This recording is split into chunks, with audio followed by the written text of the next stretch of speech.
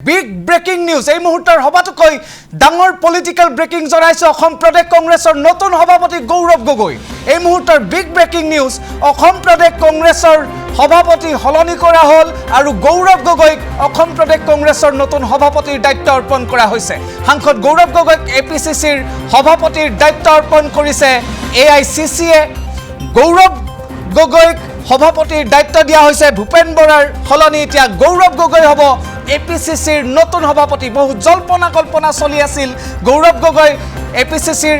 সভাপতি নতুন সভাপতি হ'ব বুলি চৰ্চা আৰম্ভ হৈছিল দিল্লীত বৈঠকো অনুষ্ঠিত হৈছিল বিভিন্ন শিবিৰে দিল্লীলৈ গৈছিল তাৰ মাজতে আলোচনা বিলোচনা চলি আছিল কিন্তু এই মুহূৰ্তত এই খবৰ আহিছে এআইসিসিয়ে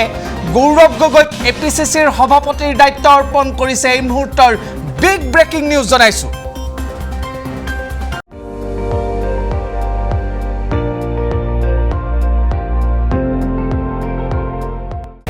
আপুনি চাই আছে ND24